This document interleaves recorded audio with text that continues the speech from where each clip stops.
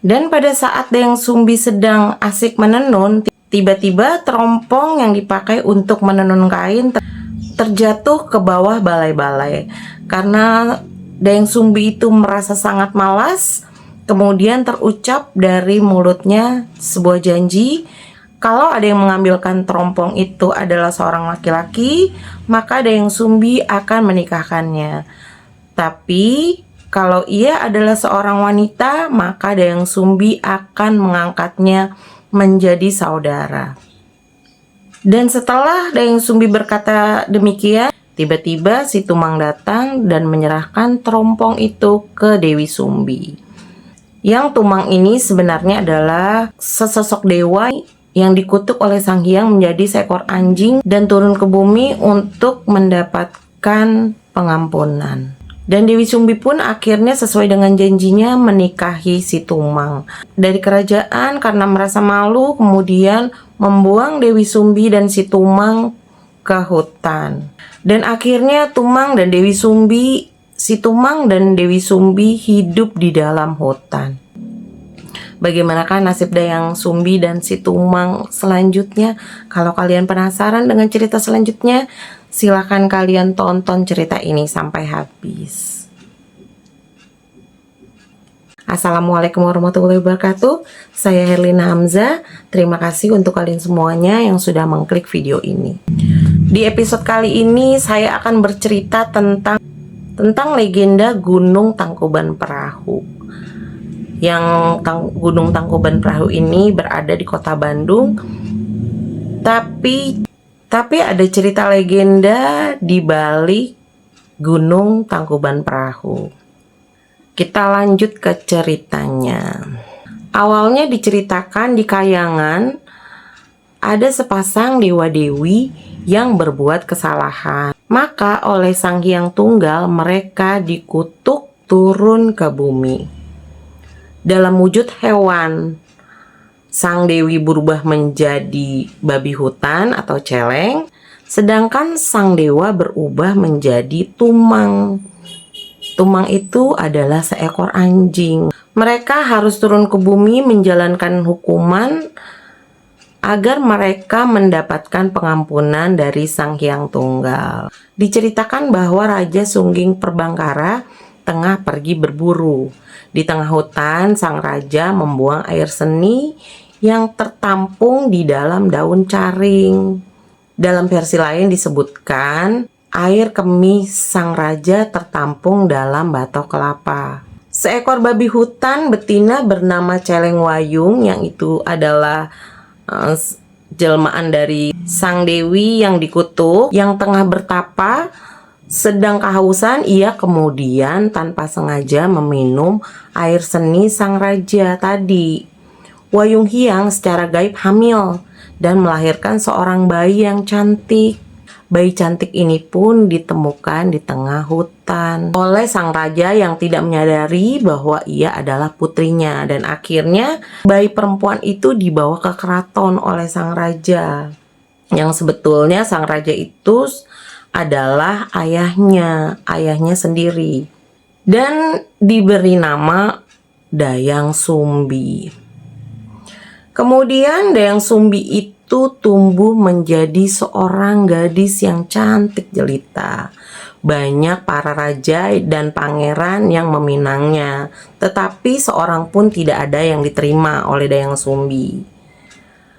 Akhirnya para raja saling berperang di antara sesamanya. Dayang Sumbi pun atas permintaannya sendiri, dia mengasingkan diri ke sebuah bukit karena terkena penyakit.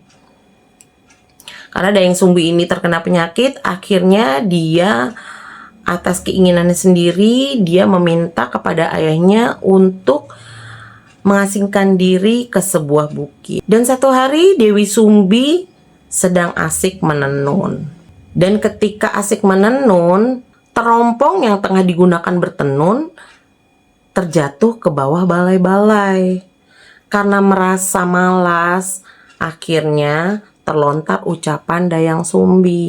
Dia berjanji bahwa siapapun yang mengembalikan terompong yang terjatuh bila dia laki-laki akan dijadikan suami, dan jika perempuan akan dijadikan saudarinya. Tiba-tiba saja si Tumang datang dan mengambilkan terompong yang terjatuh dan menyerahkannya kepada Dewi Sumbi. Akibat perkataan dari Dayang Sumbi, Dayang Sumbi pun harus memegang teguh janjinya. Maka ia pun mengawini si Tumang. Karena merasa malu, akhirnya kerajaan pun mengusir Dayang Sumbi dan ditemani dengan si Tumang ini mengasingkannya ke dalam hutan. Pada malam bulan purnama, si Tumang ini bisa kembali wujud aslinya sebagai dewa yang tampan. Dayang Sumbi awalnya mengira ia bermimpi bercumbu dengan dewa yang tampan, yang sesungguhnya adalah wujud asli si Tumang. Maka Dewi Sumbi akhirnya melahirkan bayi laki-laki yang diberi nama Sangkuriang. Sangkuriang tumbuh menjadi anak yang kuat dan tampan, karena sesungguhnya Sangkuriang ini adalah anak dari keturunan dewa. Maka ia tumbuh menjadi anak yang kuat dan tampan. Suatu ketika Dayang Sumbi menginginkan makan hati menjangan atau rusa. Maka ia memerintahkan Sangkuriang ditemani oleh si Tumang untuk berburu ke hutan. Setelah sekian lama Sangkuriang berburu, tetapi tidak nampak hewan buruan seekor pun. Hingga akhirnya Sangkuriang melihat seekor babi hutan. Babi hutan yang gemuk, dan babi itu pun melarikan diri. Kemudian Sangkuriang menyuruh si Tumang untuk mengejar babi hutan yang ternyata adalah dewi yang dikutuk yang turun bareng bersama si Tumang, yaitu babi celeng Wayung Hiang. Karena si Tumang ini mengenali kalau itu adalah Wayung Hiang yang adalah nenek dari Sangkuriang sendiri, maka si Tumang tidak mau menuruti perintahnya itu, perintah dari si Sangkuriang. Saking kesalnya Sangkuriang kemudian menakut-nakuti si Tumang dengan panah. Akan tetapi secara tidak sengaja anak panahnya terlepas dan si Tumang terbunuh tertusuk. Karena sesungguhnya si Tumang itu adalah ayahnya sendiri. Akhirnya si Tumang terbunuh dan tertusuk oleh anak panah Sangkuriang.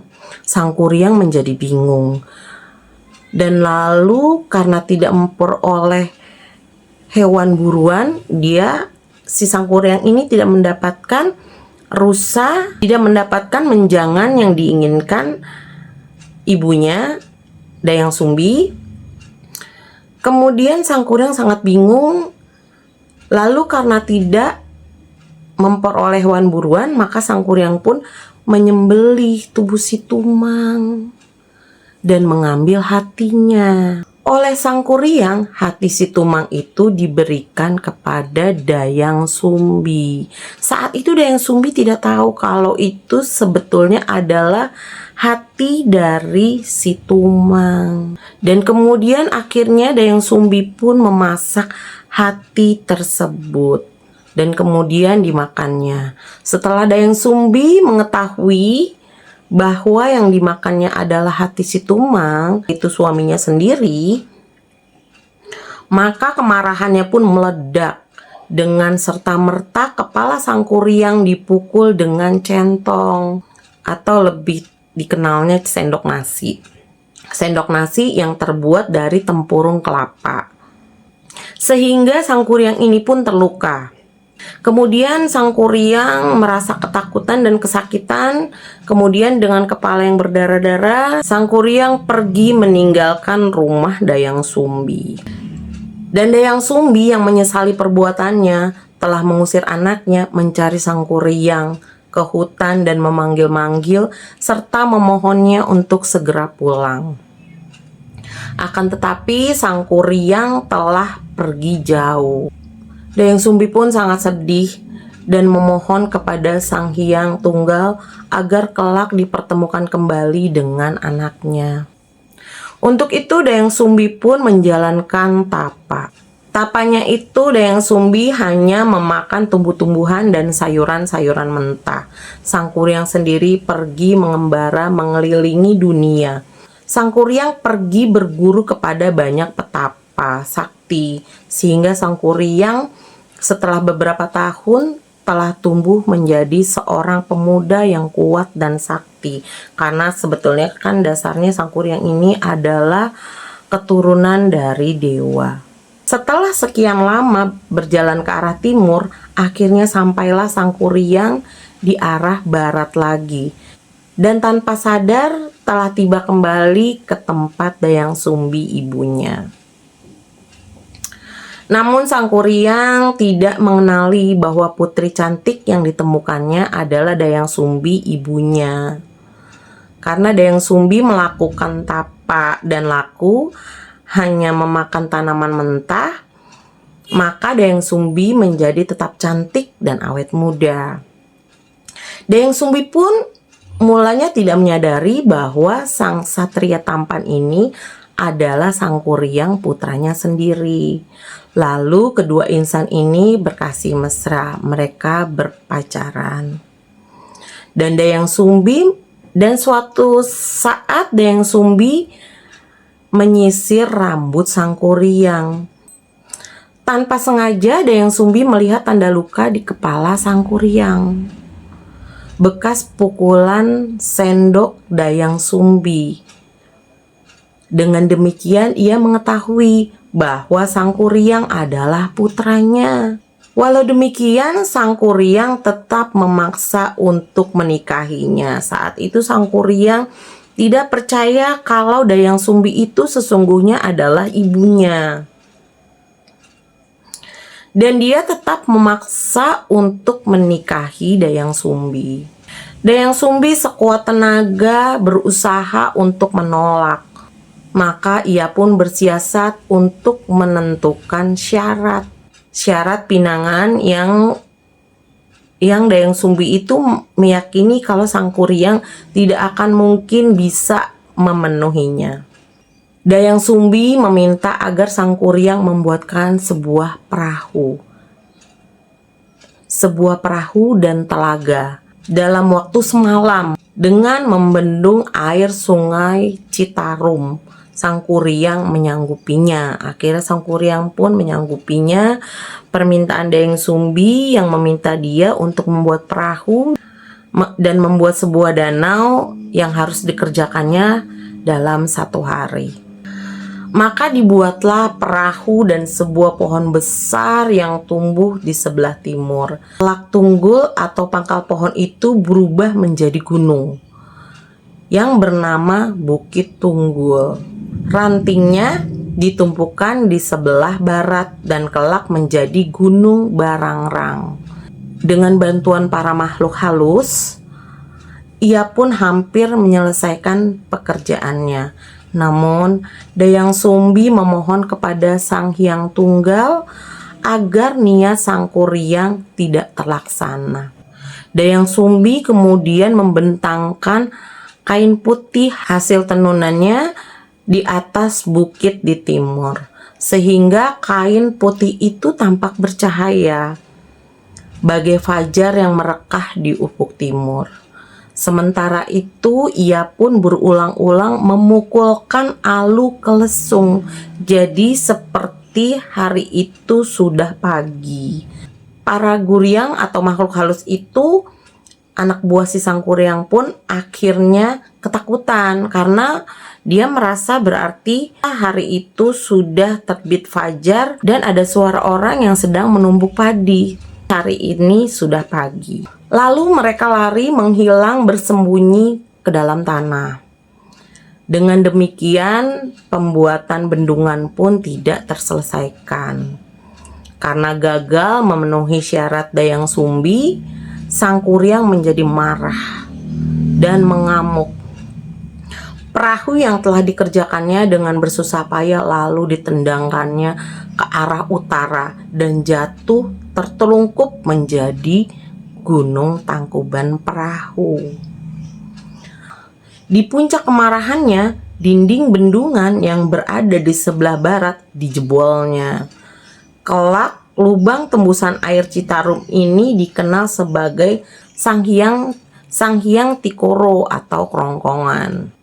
Sumbat aliran Citarum dilemparkannya ke arah timur dan menjelma menjadi Gunung Manglayang. Air Telaga Bandung pun menjadi surut kembali. Bekas danau ini kelak menjadi lokasi kota Bandung. Sang Kuryang terus mengejar Dayang Sumbi yang berlari menghindari kejaran anaknya yang telah kehilangan akal sehatnya itu. Dayang Sumbi hampir tertangkap oleh Sang Kuryang di Gunung Putri. Dan ia pun memohon kepada Sang Hyang Tunggal agar menyelamatkannya. Maka Dayang Sumbi pun berubah menjadi setangkai bunga jaksi. Adapun Sang Kuryang setelah sampai di sebuah tempat yang disebut dengan Ujung Berung, akhirnya menghilang ke alam gaib. Selesai sudah cerita tentang legenda Gunung Tangkuban Perahu. Terima kasih untuk kalian semuanya yang sudah menonton video ini sampai habis. Jika kalian suka, silakan subscribe, like, dan komen. Jangan lupa juga untuk share video ini. Pantengin terus channel ini karena masih banyak cerita-cerita yang lainnya yang akan saya ceritakan untuk kalian semuanya. Jangan lupa subscribe. Terima kasih untuk kalian semuanya. Akhir cerita, wassalamualaikum warahmatullahi wabarakatuh. Terima kasih.